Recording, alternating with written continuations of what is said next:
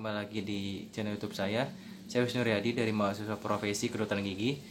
Di kesempatan kali ini saya akan menceritakan alasan kenapa saya harus memilih kedokteran gigi, kemudian yang saya alami, suka dan duka selama perkuliahan. Yang saya bahas kali ini itu selama preklinik sebelum masuk koas. Ya, saya akan menceritakan sedikit. Sebenarnya saya lulusan SMA itu tahun 2014. Dan saya keterima di kedokteran gigi itu tahun 2015 melalui jalur SBMPTN. Karena pada saat itu memang 2014 sudah tidak mendapatkan lagi kesempatan untuk jalur undangan atau SNMPTN. Kemudian untuk saya sudah memilih dari awal. Untuk pilihan pertama saya itu kedokteran gigi, kemudian yang kedua itu kesehatan masyarakat, kemudian yang ketiga adalah dokter hewan. Alasannya adalah masih banyak orang yang tidak mempedulikan kesehatan gigi dan mulutnya. Mungkin kalian juga merasakan bahwa kalian pergi ke dokter gigi itu jika dirasakan sakit saja dan tidak dilakukan minimal yaitu 6 bulan sekali. Saya sudah diajarkan sejak kecil bahwa tidak boleh takut untuk periksakan gigi dan mulut.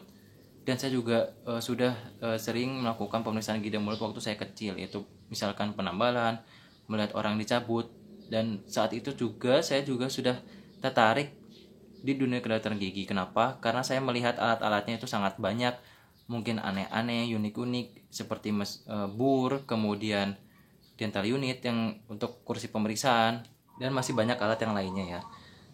Keserangan di dunia kesehatan itu berlanjut ketika saya SMP, kemudian SMA.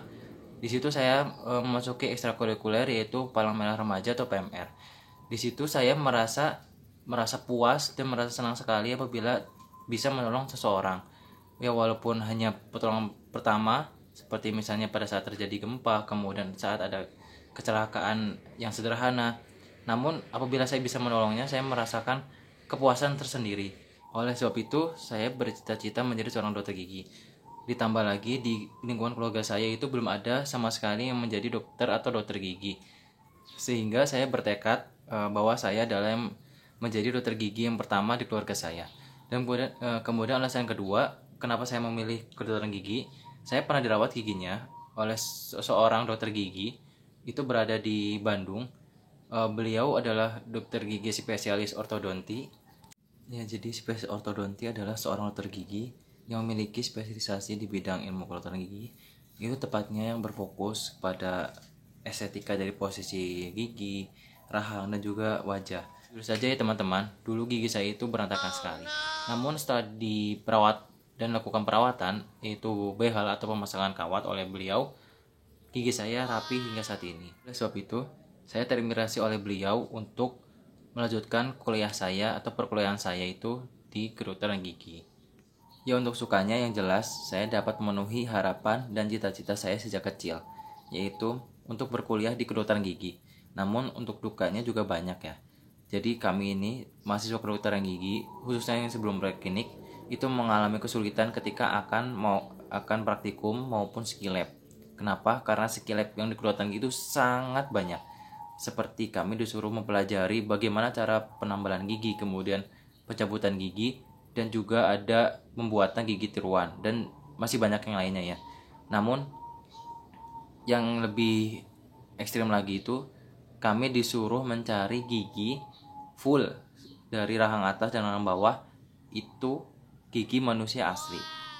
Tadinya kita mau mengakalinya itu dengan cara menanyakan ke kuburan untuk mencari giginya. Namun kami itu mensiasati dengan cara mengumpulkannya satu persatu di praktikan dokter gigi maupun di puskesmas dengan cara membawa botol kosong, kemudian dititipkan di beliau-beliau, dan kami ambil kembali sekitar seminggu maupun 2 minggu kemudian jika sudah terkumpul. Nah, untuk dokter gigi yang sudah jadi pun memahami, karena dari awal sampai saat ini memang seperti itu untuk skill lab-nya. Jadi mungkin saya saranin apabila sudah ada yang diterima di kedokteran gigi, mulai dari sekarang titipkan botol, ya mungkin botol kecil atau botol kaleng itu dipraktikkan dokter gigi atau puskesmas, agar kalian tidak bingung saat disuruh mencari gigi full satu rahang atas dan full satu rahang bawah. Oh iya, kami dari kedokteran gigi juga tetap mempelajari dasar-dasar kedokteran. karena ilmu itu saling berkaitan. Misalnya saja ada yang ingin dilakukan pencabutan gigi namun memiliki tekanan darah tinggi. Nah, itu bagaimana caranya, dan itu tetap dipelajari di kedokteran gigi. Dan kami juga mempelajari tentang anatomi tubuh manusia. Walaupun hanya dari kepala dan leher, namun kami juga harus mengetahui bagian-bagian dari anatomi tubuh manusia. Oleh sebab itu, kami juga mempelajari kadaver, yaitu kadaver adalah seorang yang telah meninggal dan diawetkan dan dijadikan bahan pembelajaran untuk calon dokter dan juga tenaga medis lainnya. Suka duka yang saya alami mungkin dapat berbeda di setiap orangnya ya. Namun menurut saya, apabila kalian sudah memang bertekad dan merasa passion kalian di kedokteran gigi, nggak usah takut, tidak usah khawatir juga.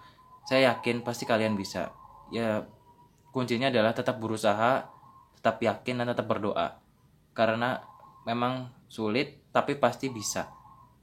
Ya bertahap, misalnya kalian belum bisa ini, kalian tanya ke teman yang bisa, kemudian kalian terus latih, karena yang paling utama juga di kedokteran gigi ada skill. Jadi itu kebiasaan kalian mengerjakan sesuatu, itu dapat diasah ya.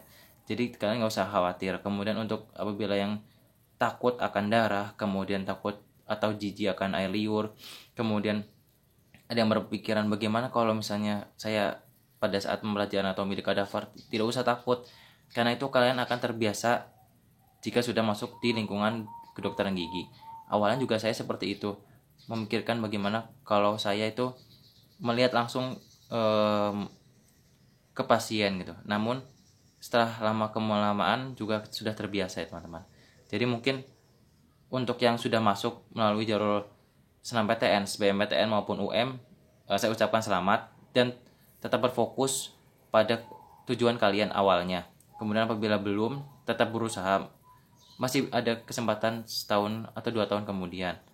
Dan untuk yang lain atau adik-adik SMA, dari sekarang kalian harus tentukan passion kalian. Sehingga kalian sudah mempunyai target dan kalian menyusun rencana agar tembus di kedokteran gigi manapun. Ya, jadi di sini saya berbagi pengalaman saya selama perkuliahan. Jika menurut kalian itu berguna, tolong subscribe, kemudian like dan share ke orang-orang. Apabila kalian ada pertanyaan juga, silahkan komentar aja di bawah. Nanti apabila kesempatan lain, insya Allah saya akan jawab tentang kedokteran gigi ataupun tentang masalah kesehatan gigi dan mulut. Nanti saya akan menjawab di video-video selanjutnya. Terima kasih. I'm an icon, and my girl about a 10. I should fuck her in a